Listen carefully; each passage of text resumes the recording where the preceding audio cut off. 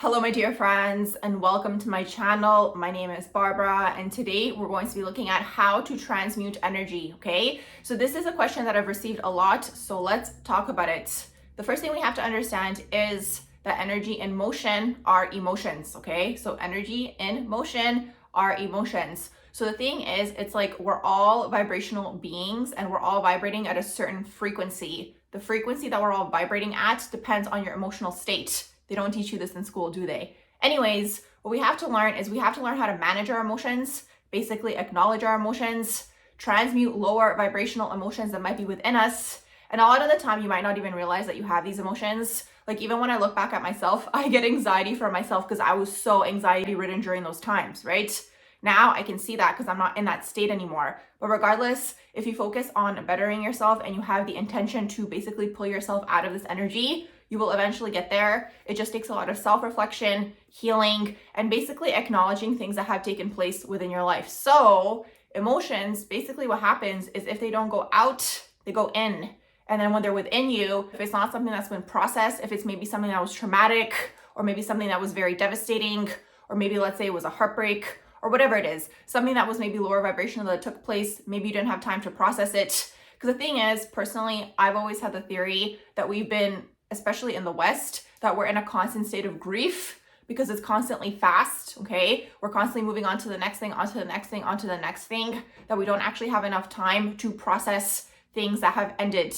Anytime something ends, you go through these stages of grief, okay? So let's say you left a job. I'll give you guys like a simple example. Let's say you left a job and now you left the job on Friday, you're starting the new job on Monday. Most people can't take time off, okay, especially in the society that we're living in, to basically have like the time in between jobs to process leaving the job, maybe the sadness that goes with, you know, leaving your colleagues and the work environment and the comfort and whatever it is. Even though the new job, you might be excited about it, right? But the thing is, no one really has that type of time, especially in like the Western capitalistic societies, right? You kind of finish one, you go on to the next one. So this kind of leaves you in like a constant state of like unresolved grief. So that's just a theory that I've always had. So a lot of people have a lot of grief that they need to process, because the thing is, anytime something ends and comes to some sort of conclusion, you basically have to go through the grieving process of that thing ending. But the thing is, it's a privilege, honestly, to be able to have time to yourself and to heal and to be able to actually take the time to be like, okay, how am I feeling about this? Okay, because again, it's not something that's focused in the society that we're living, at least for now. So that's the thing. So you really want to always assess your emotions and see what's going on. A huge thing that's connected with all of this are traumatic experiences. So what tends to happen is like when something traumatic happens to a person, and this is from a metaphysical perspective, okay, I'm not a psychologist. So what tends to happen from a metaphysical perspective is like you go through the trauma, and something really cool that I've learned is that animals, whenever something traumatic happens to them, and a lot of the time it's something that like instills fear in the animal. So what tends to happen is the animal is able to shake it off. They start shaking and they release all the energy out of their body. Humans don't do this. Humans basically suppress and internalize, and you know, they're kind of like, I'm fine, I'm fine, I'm fine, until you get to the point where you're not fine. And then you basically have to open up Pandora's box and unravel this whole web of like, where the F did any of this even start, honestly. So that's really what it is. So I always talk about healing as peeling off layers of an onion. You have to be very committed. It takes time, and nothing is really going to be shown to you before you're ready to process that emotion. So it's like maybe something happened to you when you were young. You don't even remember that this took place. Years down the road, it like resurfaces because now it's like there's a safe space, there's a container for you to actually look at that particular event that took place. So looking at trauma also, it's like you can have twins who go through the exact same experience and they're both going to be affected very differently. Maybe one person's not going to be affected at all and the other twin is going to be very, very affected.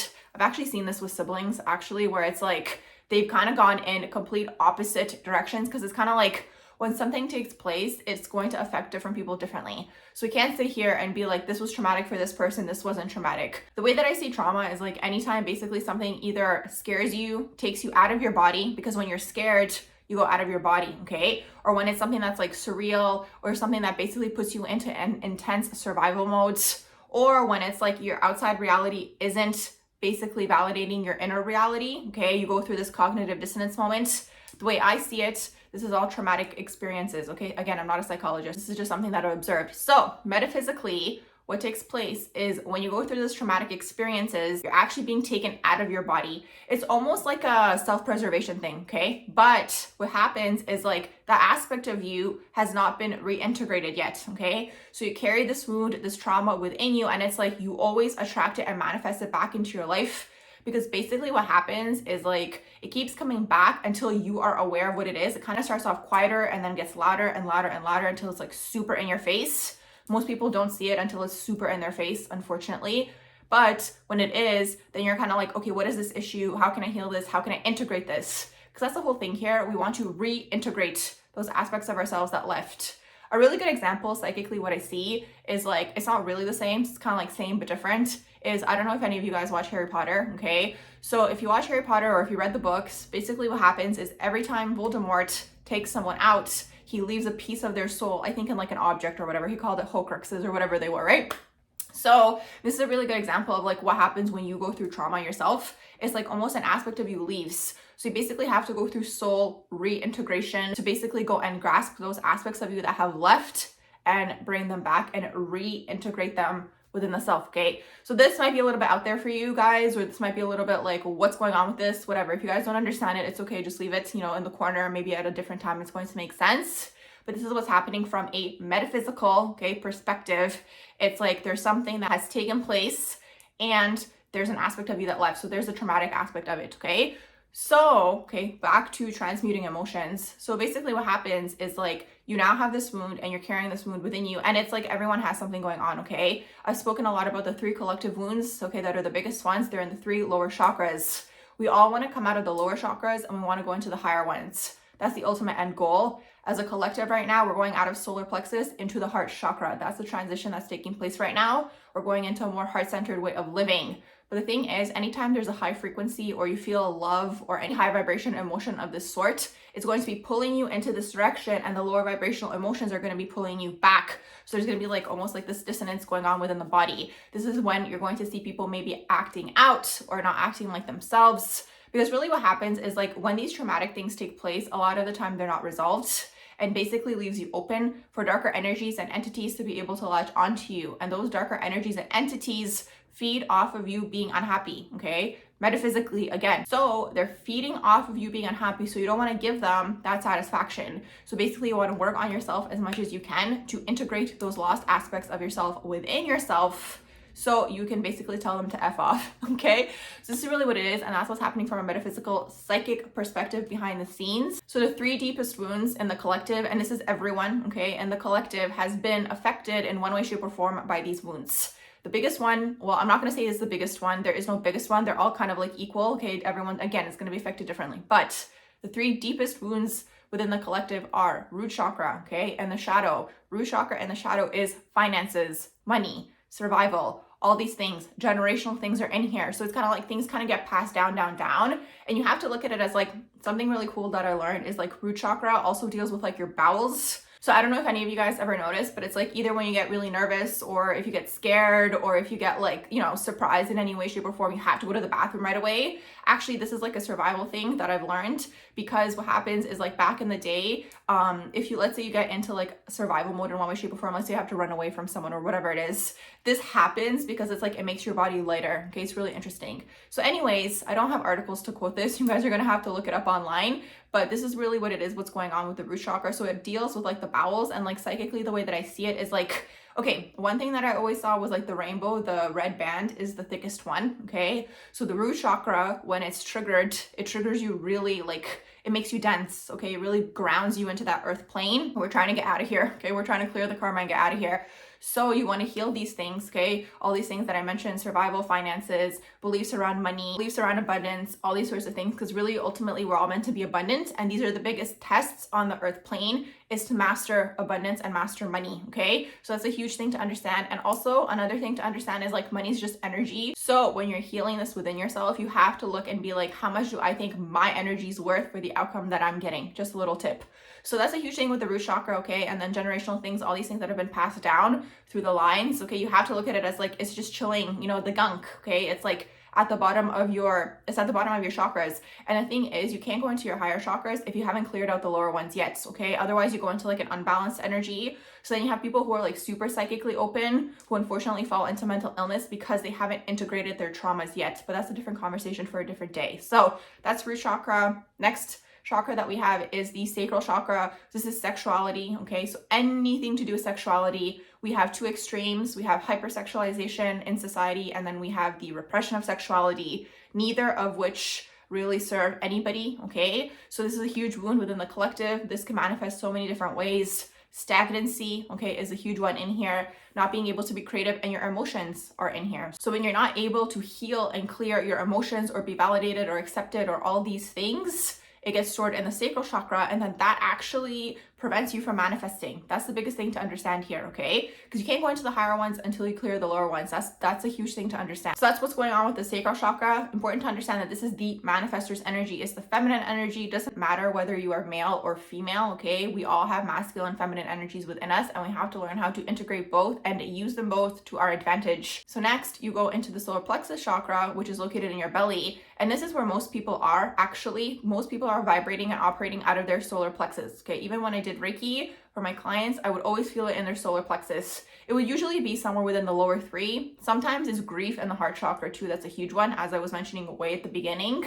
But this is a huge thing also to understand, is the solar plexus. So the solar plexus, when it's in the shadow, you're struggling with your identity. You don't know who you are. You probably weren't accepted in one way, shape, or form when you were growing up. And it's kind of like, if we look at the way society is, most people aren't accepted for being who they truly are. So it's a huge thing you have to break out of.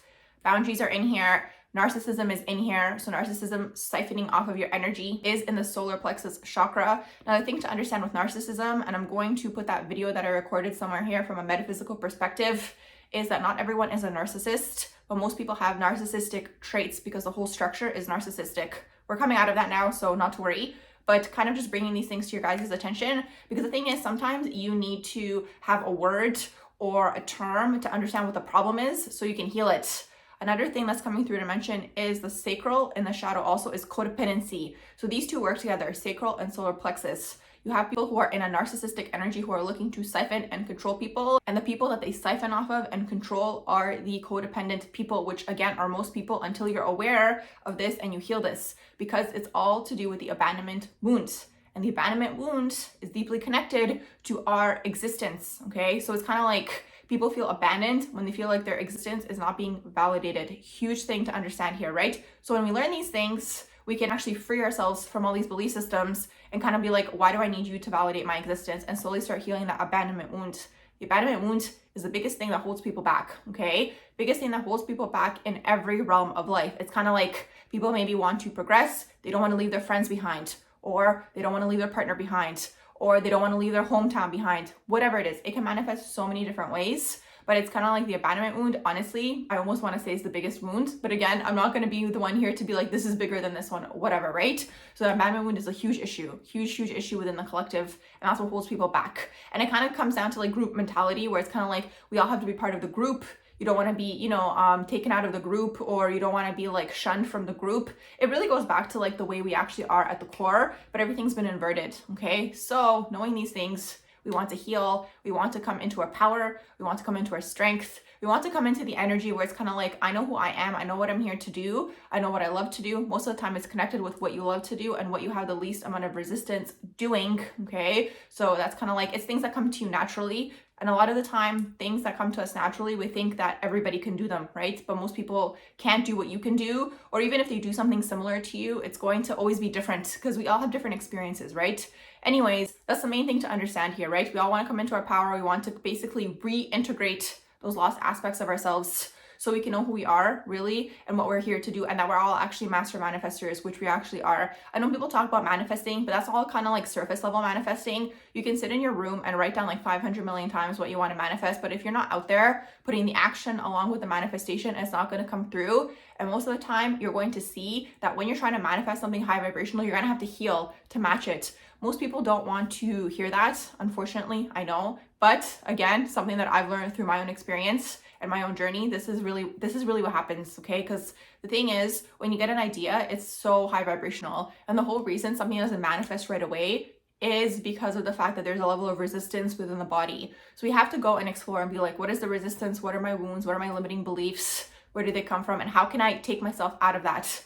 A lot of this is connected with things like socioeconomic groups, okay? And it's like, again, that's connected with generational trauma being passed down, right? But again, if you're aware of what this is, you can start to work on it and think about, how can I heal this? You eventually want to get to the point where it's like every situation, you're kind of like, what is this situation teaching me about me? And that's another thing too. Most people are in lower level wounding where it's like they're always projecting on another person and saying it's like that person's fault. The thing is, eventually you want to get to the point where it's like, it doesn't even affect you anymore, okay? What people are saying or doing or whatever it is. If it's triggering you, the trigger is showing you that there's something there to be healed, is really what that is. It's a tough pill to swallow, I know, but it's like, if you want to get to the highest version of yourself and eventually get to that point where you are manifesting things that you want to manifest, you really have to get out of the lower level wounding, and the vision and the high vibrational thing that you're trying to bring through has to be so strong.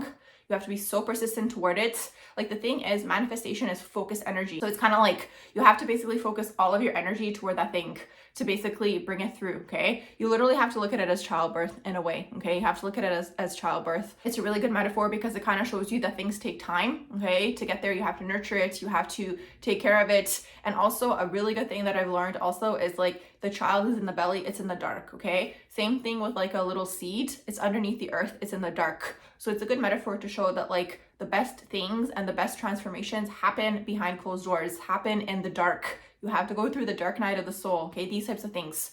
So that's really what's going on, okay, in terms of transmuting energy. So when you heal these lower level wounding things, and there's so many, I mean, I could probably talk for an hour, but this is kind of like the gist of it. The main like emotions and the main wounds within the collective are these ones that you're going to be able to go into your higher chakras. Because what you want to do is you want to get to the point where you are so rooted in your person, that's the root chakra, and then you are very in tune with your emotions and your emotional nature and even your sexuality and then your manifestations, all these things, right? That is going to be the sacral chakra.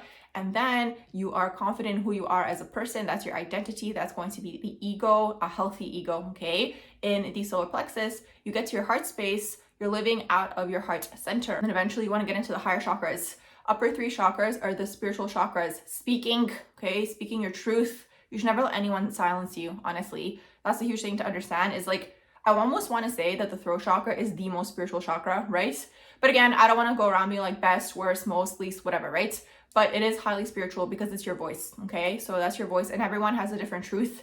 As long as you're not harming anyone, right? And the thing is like everyone's going to have their own truth. And again, it's going to be based off of your own experiences. Next, third eye and crown. These are your spiritual chakras. So you want to get to the point eventually when you transmute these lower level energies and these lower level emotions that have taken place. You want to get to the point where it's like you're channeling through an idea, you're speaking it because you have the confidence to speak it. It's a journey, and it's like there's no like quick fix for these types of things, and you know, it can be exhausting. You don't want to get too hyper focused on this either. That's something important to understand as well, where it's like you're only focused on healing and it's like, okay, I'm working on myself, but it's like you're so focused that like you're not living your life. Okay, you always want to balance everything in moderation is really what that is. But that's kind of like how to transmute energy. It's definitely not going to be easy. It's going to be a lot of work. But the thing is, when you do the inner work, you do get rewarded in the end by your spirit team, by your guides, however you want to look at it. I see all these things as yourself from the future, honestly. Everyone, when they talk about like spirit team, all these sorts of things, I really always see it as like you from the future helping yourself to get to that point where you want to get to. Because the thing is, anytime you have a vision of yourself, this is you, but you kind of just have to get to that point. You have to get to that vibration. Everything is vibrational. And the main thing, if you guys didn't take anything away from this video, the main thing to understand is like emotions are the vibration that you're at, okay? Everybody is vibrating at a certain frequency, and the frequency they're vibrating at depends on what their emotional state is at all times, okay? So people who are like constantly stressed or worried or freaking out or all these sorts of things are vibrating at lower vibrations. I'm sure you guys have seen those like little scales. I might even put a picture in here for you guys of like where your emotions are at in terms of the scales. But this is really what's interesting. And then you have some people who can see auras. I can't see them, but I can definitely feel them. So it's like people who have a lot of things going on are going to be more so in like murkier colors, right? These types of things. And people who are in like the higher vibrations are going to be just clearer energetically. And it's like there's less resistance. And eventually we all want to get to the point where it's like you have no resistance toward anything within your body, that you think it and it happens. But the thing is, you can only get there when you feel like it's possible. And it's really challenging to see something to be possible if you've never experienced it, if that makes sense. So it's kind of like a catch-22, but it's like you have to basically convince yourself that it's there. That's kind of like what they talk about in the law of attraction. The thing is, in the law of attraction, they don't really talk about the healing aspect of it. They're kind of like focus and visualize and feel into it. And it's like for some people that might work, but that works for people that like always have things there, right? Or have the belief system ingrained in them from young, because everything comes from childhood, that these things are going to come to them. But if you've never experienced it, it's going to be hard to feel like it's going to be there. So that's where the inner work really comes in. That's really where it comes in. And honestly, it's a lifelong journey, you know? So you got to have fun along the way too, okay? We can't be so serious all the time. So I'm going to wrap up this video here. I hope you guys enjoyed my video on how to transmute energy. If you guys did, you can let me know in the comments below. If you have any other questions of any other things you want to know about, you can let me know in the comments below as well. And I hope you all have a beautiful rest of the day.